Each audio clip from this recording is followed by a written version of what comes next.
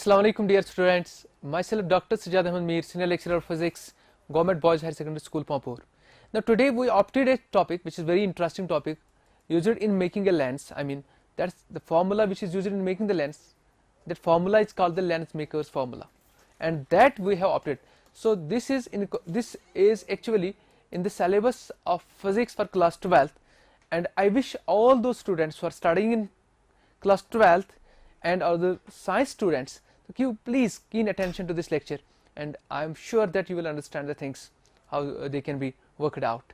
So for that let us go for the recapitulation type of the things, since we might have gone through the refraction through spherical refracting surfaces, and when we have studied those cases, that refraction through spherical refracted surfaces, then what we have found in case of convex type spherical refracting surface, and we might have found there when an object is on rarer side, you can find it here, when the object is on rarer side and the image is formed in the say denser side, then we might have got this formula there, which is the relationship between object distance, u is here object distance, v is here image distance, and this r is the radius of curvature of that convex spherical surface, and mu1 is the refractive index of the surrounding medium, and mu2 is the refractive index of that convex type spherical surface.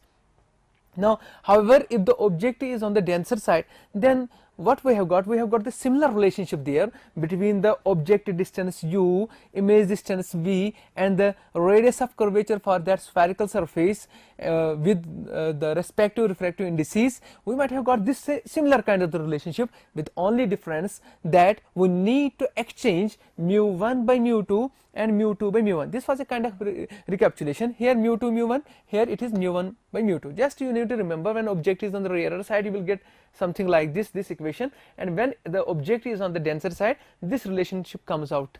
Okay, so before I will discuss the lens maker's formula, we should remember these two things, because I will make use of these equations while deriving the lens maker's formula. So if somebody will ask you what is lens maker's formula, just the answer is, it is nothing but a relationship between the focal length of a lens with the radius of curvature, and the radius of radii of curvatures in fact, and the refractive indices of the respective surfaces which are used in the lens. So this is actually a relationship among those parameters.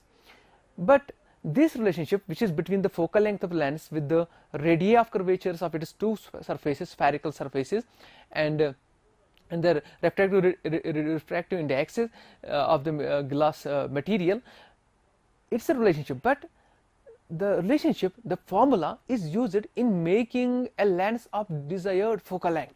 That's why such a relationship, which we are going to derive out, such a relationship is called the lens maker's formula. So that's why the title has been given to it, assigned to it, lens maker's formula. Now how we will derive that formula? Remember it, that formula we will arrive, which is the relationship between focal length of the lens with what? With the radii of curvatures of that two spherical surfaces used there, and the refractive indices of the material of which the lens is made up of. So let us derive it, and finally I will tell you what is the formula. But how we will derive it, I have recapitulated things, but here this is the optical diagram. You please understand this optical diagram. Here I have taken here a convex lens, biconvex lens.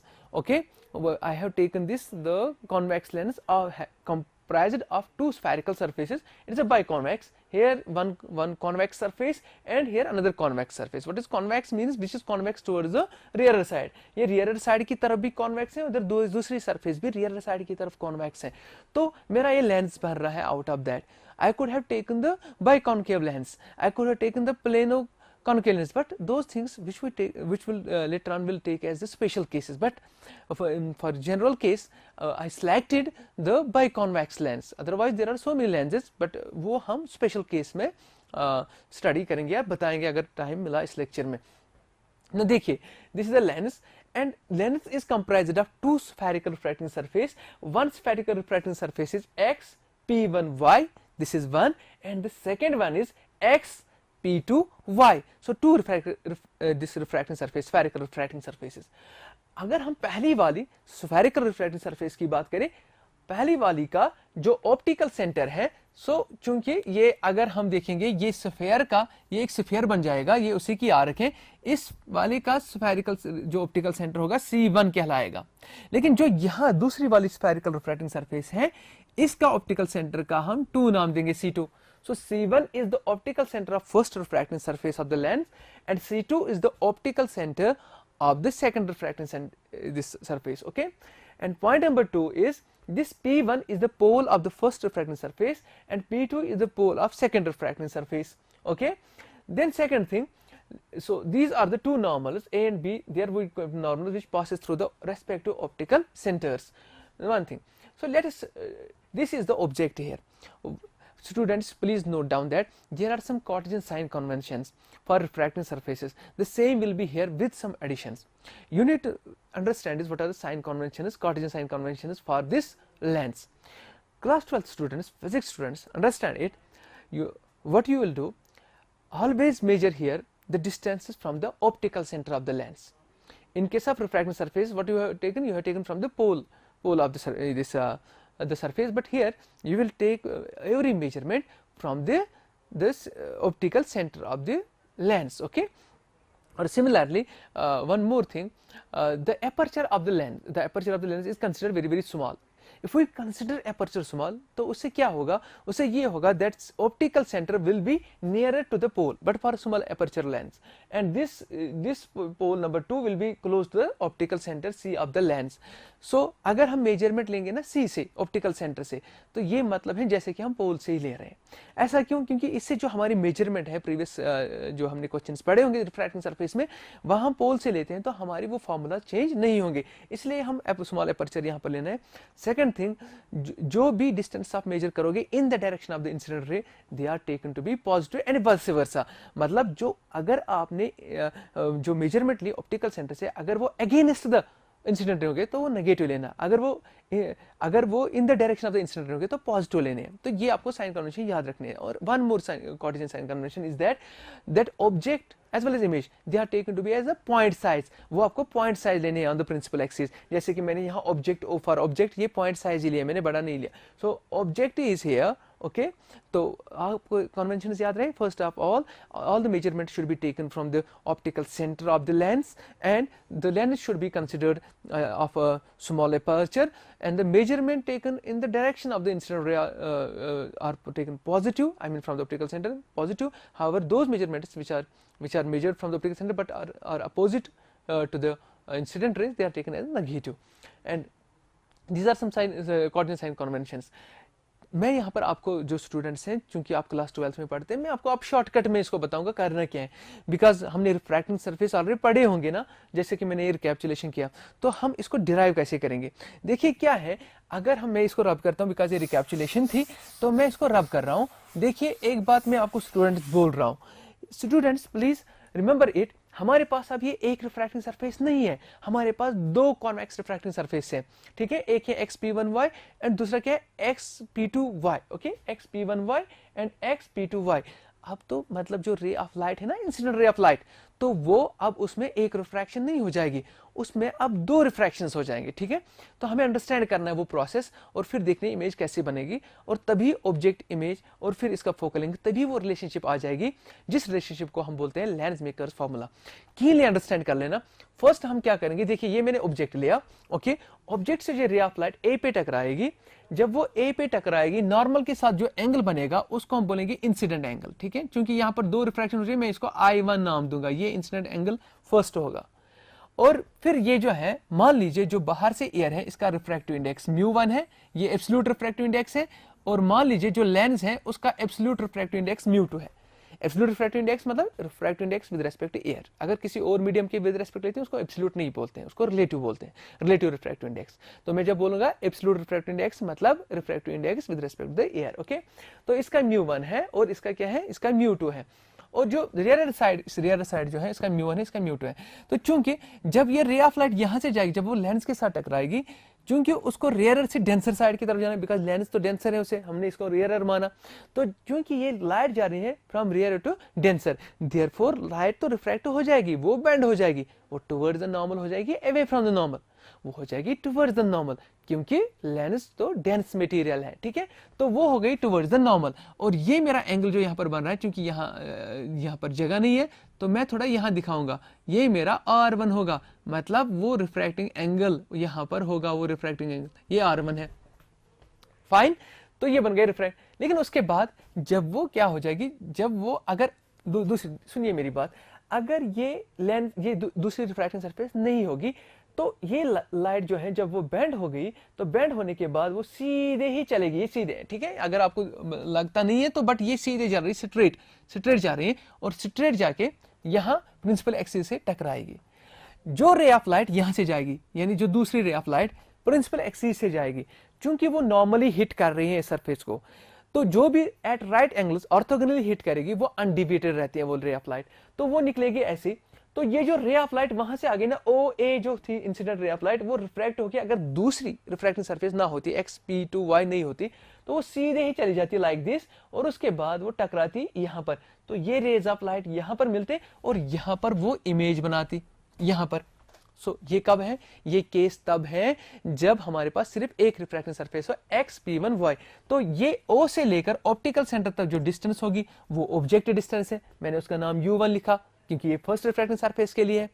तो वो जो फिर अगर second refracting surface नहीं होती, जब first refracting surface ने जो लाइट को बेंड किया वो इसको यहां पर मिली, तो इमेज उसने यहां पर बनाई, इसलिए इसको मैंने I1 लिखा। 1 सबस्क्रिप्ट का रखने का मतलब यहां पर ये है कि ये पहली वाली रिफ्रैक्टिंग सरफेस से आया। तो अब देखिए, तो मैंने इसको V1 लिखा, यानी इमेज डिस्टेंस, और कहां से मेजर करना है, ऑप्टिकल सेंटर से मेजर करना है, तो V1 इज ऑप्टिकल सेंटर से लेकर इमेज तक जो डिस्टेंस होगी वो इमेज डिस्टेंस है, तो उसका V1 क्यों नाम दिया, बिकॉज ये फर्स्ट रिफ्रैक्टिंग सरफेस ने बनाया। चलिए, अब ऐसा नहीं होता है, लेकिन रियलिटी में ऐसा नहीं है, क्योंकि वहां पर दूसरी रिफ्रैक्टिंग सरफेस मौजूद है। ये तब होता है जब एक ही रिफ्रैक्टिंग सरफेस हमारे पास होती, लेकिन जब दूसरी रिफ्रैक्टिंग यहां पर है, उसने उस लाइट को क्या किया, उसने उसको सीधे ही नहीं जाने दिया, बिकॉज यहां लाइट जो आ रही है ना, ये from denser medium to the rarer medium आ रही है। तो जब denser medium to the rarer medium है तो क्या हो जाएगी, ये बेंड हो जाएगी, ये बेंड तो हो जाएगी, ये रिफ्रैक्ट तो हो जाएगी अवे फ्रॉम द नॉर्मल के towards the normal, away from the normal, because here light goes from denser to rarer, not rarer to denser। जब denser to rarer जाए, it will bend away from the normal। तो मैंने normal ये है, इससे away किए हैं, तो ये मेरा इंसिडेंट एंगल 2 होगा, यहाँ पर I2 क्या लाएंगे हम, ये I2 होगा, ओके।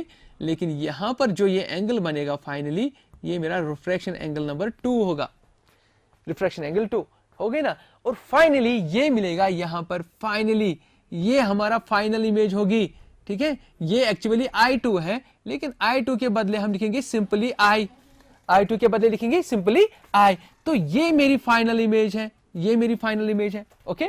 अब देखिए, अब ये रियल ऑब्जेक्ट है O है, और ये जो है ये बन गई हमारी रियल इमेज। देखिए students, please try to understand here, you may not fall trap into the confusion. देखिए यहाँ पर क्या है, यहाँ पर ऐसा है, जो लाइट यहाँ पर आ रही है, इसको लग रहा है ये तो फॉलो बैंड नहीं करेगी ना, इसको लग रहा है ये लाइट यहाँ से आ रही है, ओके। तो मतलब ऑब्जेक्ट इसको ये दिख रहा है, कौन सा वाला, I1 दिख रहा है, वो जो इमेज बनी थी ना, अगर फर्स्ट सरफेस होती तो वर्चुअली इसको लग रहा है, वर्चुअली इसको लग रहा है ऑब्जेक्ट यहाँ पर है। तो I1 is virtual object for the real image I1 is the virtual object for the real image I2 को मैंने अब I नाम दिया। अब जरा देखिए, ये रियल ऑब्जेक्ट था, ठीक है ना, लेकिन ये जो इमेज बन गई ये वर्चुअल इमेज थी, बिकॉज वहां पर एक ही सरफेस नहीं थी।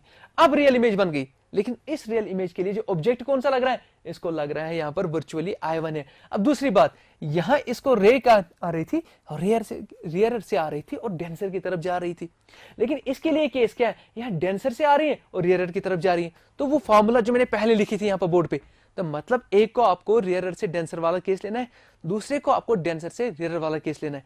तो ऐसे में ये सॉल्व हो जाएगा ये क्वेश्चन।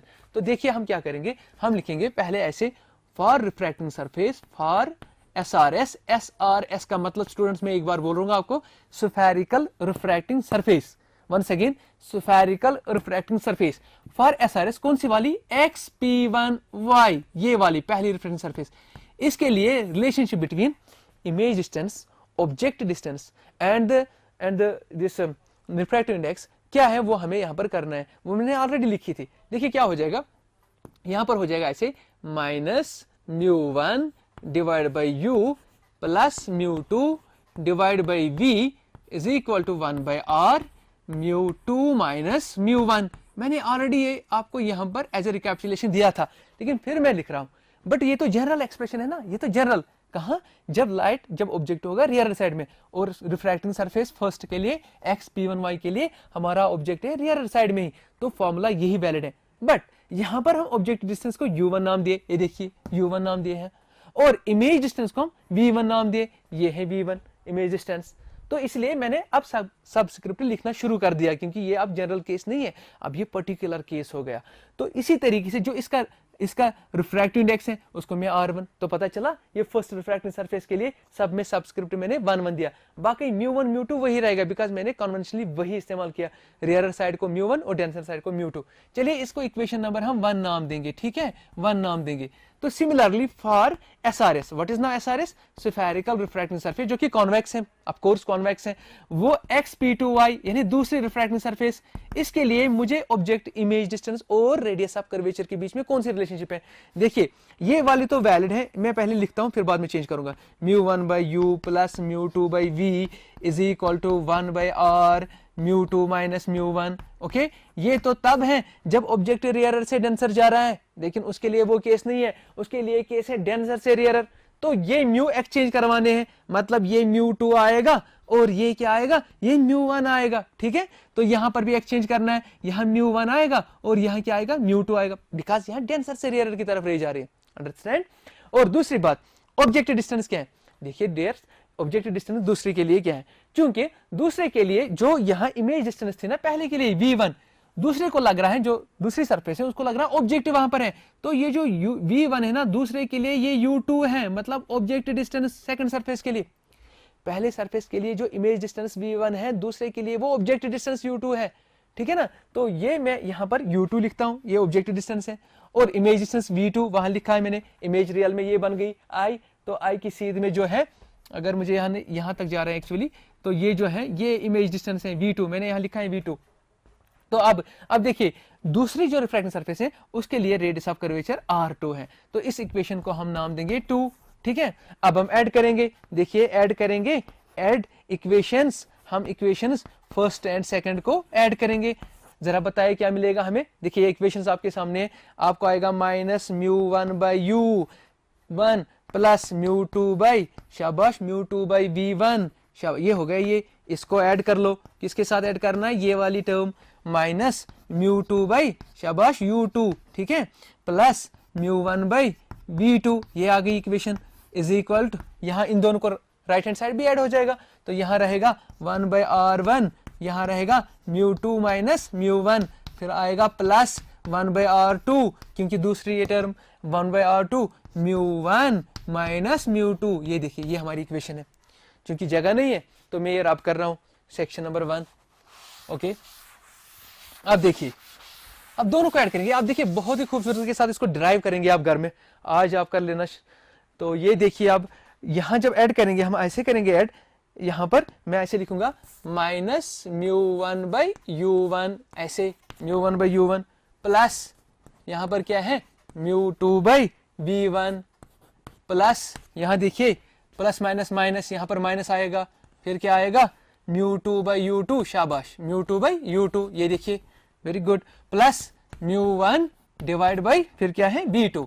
अब देखिए यहां पर प्लीज, यहां पर कंसंट्रेट कीजिए, यहां μ2 माइनस μ1 है, यहां μ1 माइनस μ2 है, तो हम इसको कॉमन निकाल रहे हैं। कॉमन निकालने के बाद देखिए, जब हम μ2 माइनस μ1 कॉमन निकालेंगे ना, तो यहां रहेगा 1/r1 minus 1/r2। You know this minus क्यों आ गया, ये माइनस ये इसलिए आ गया क्योंकि यहाँ पर μ1 माइनस μ2 था, मैंने μ2 माइनस μ1 कॉमन निकाला, तो मैंने पहले इसको माइनस कॉमन निकाला, इसलिए यहाँ पर अब माइनस आ गया, ठीक है, अंडरस्टैंड। अब जरा देखिए एक और बात स्टूडेंट्स, जो ना u2 है, अब देखिए जो u2 है वो मेरा v1 के बराबर है, यहाँ देखिए ये जो ऑब्जेक्टिव डिस्टेंस सेकंड के लिए है वो पहले के लिए इमेज डिस्टेंस है, तो मतलब हम ना एक काम कर सकते हैं, हम इसके बदले u2 के बदले हम v1 ही लिख सकते हैं, इसके बदले हम क्या लिख सकते हैं, v1, अंडरस्टैंड। जब बिकॉज जो दूसरे के लिए ऑब्जेक्टिव डिस्टेंस पहले के लिए इमेज डिस्टेंस है, तो इसका मतलब ये सेम है ना, μ2/v1, तो ये दोनों कैंसल आउट हो जाएंगे, तो बचेगा क्या, माइनस μ1/u फिर यहाँ क्या बचेगा प्लस μ1 बाई u1, यही v2 है, ठीक है, this is equal to μ2 minus μ1 और यहाँ बचा बेटा 1 by r1 minus 1 by r2, understand, okay.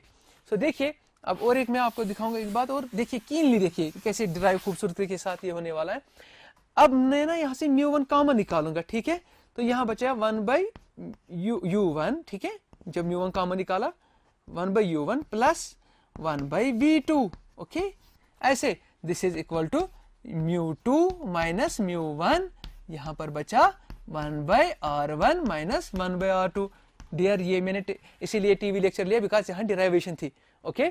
अब जरा देखिए u1 जो है ना ये अल्टीमेट ऑब्जेक्ट है ना, v2 जो है ना अल्टीमेट इमेज है, यानी रियल ऑब्जेक्ट रियल इमेज। क्यों ना हम ये सब्स्टिट्यूट ड्रॉप करेंगे, हम सीधे u और v लिखेंगे, मतलब u1 के बदले u, बिकॉज लेंस को पता नहीं है, लेंस फाइनली इसके बदले v, लेंस फाइनली बताएगा फाइनली। अगर हम लेंस को पूछेंगे वो तो जवाब नहीं देगा, मगर अगर हम सोचेंगे फाइनल हमारे पास क्या है, फाइनली हमारे पास ये लगेगा कि ये जो u1 है ये रियल ऑब्जेक्ट अल्टीमेट यानी रियल ऑब्जेक्ट डिस्टेंस है, और जो ये v2 है ना ये रियल इमेज डिस्टेंस है। तो ये सबस्क्रिप्ट हम ड्रॉप करने जा रहे हैं बिकॉज यही दो तो रियल हमें मिल रहे हैं।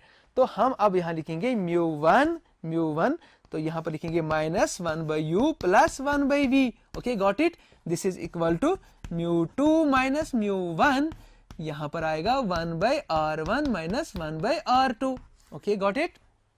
अब देखिए अब क्या हो जाएगा इसके बाद, ये देखिए मैं यहाँ से रब कर रहा हूँ क्योंकि यहाँ जगह नहीं है दिखाने के लिए, तो मैं यहाँ फिर से दिखाऊंगा आपको, ओके।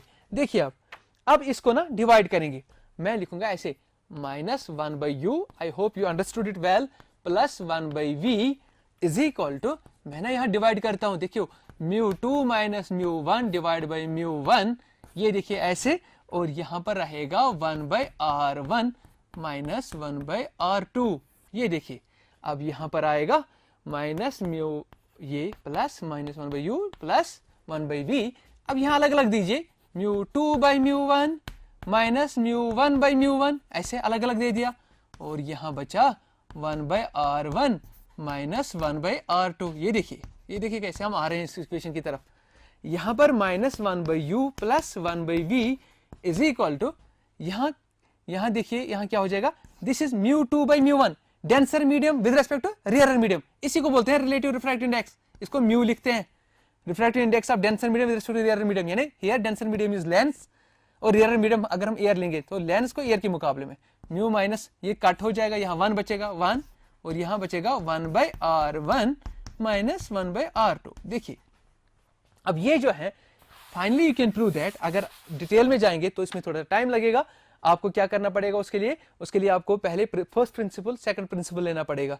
तो जब आप फर्स्ट प्रिंसिपल उसको बोलते हैं जहां ऑब्जेक्ट जहां पर प्रिंसिपल एक्सिस पे होगा इमेज जो है इन्फिनिटी पे आ जाएगी। सेकंड प्रिंसिपल फोकस जो होता है, जो इमेज बन जाएगी प्रिंसिपल फोकस पे, लेकिन ऑब्जेक्ट इन्फिनिटी पे होता है, तो ऐसा होगा। लेकिन जनरली हम उसको प्रूव कर सकते हैं, ये सारा जो है ये जो जिसको लेंस फॉर्मूला बोलते हैं। So dear students, let us do one thing. So there is a concept of first principal focus and second principal focus. Say suppose this is the lens, okay, and here object is at focus. Say here it is a focus, object is at focus. So this optical center, here it is f1. So this is called first principal focus. If object is here, okay, image will be at infinity like this. Image will be at infinity. But if we take the second principal focus, so second principal focus means if image is at focus, okay, so this is if image is at focus, so we can say f2. When image is at focus like this, that time object will be at infinity. So this is called first principal focus, where the object is positioned at principal axis and image formation takes place at infinity. This is second principal focus, where image is on the principal axis but the object is this object is at infinity. So suppose that means if object is at first focus, so u is equal to f1 and v is equal to infinity, okay, but image is on positive side, so this is positive, this is negative because it's the reverse direction. So therefore above equation becomes minus 1 by minus f1 plus 1 by infinity is equal to mu minus 1 by r1 minus 1 by r2. So 1 by infinity is 0, this is minus minus plus, so it becomes 1 by f1 is equal to mu minus 1 by r1 minus 1 by r2. Similarly, if we take the second principal focus, so we will take u at infinity, but then image will be at second focus, principal focus second. So since this is positive, this is on the positive side of incident ray, this is negative because objective distance against the incident ray. So what will happen from the above equation? This is minus 1 by infinity minus plus 1 by f2 is equal to mu minus 1 by r1 minus 1 by r2. So dear students, look here, it is 1 by f2 is equal to mu minus 1 by r1 minus 1 by r2. Look here, two equations. Here 1 by f1 is equal to mu minus 1 by r1 minus 1 by r2. Here 1 by f2 is equal to minus mu minus 1 by r1 minus 1 by r2. If this is equation number first, this is equation number second, then from equation first and second, look here, this is the last step now. So from equation first and second, from equations Roman first and second, so what we will get?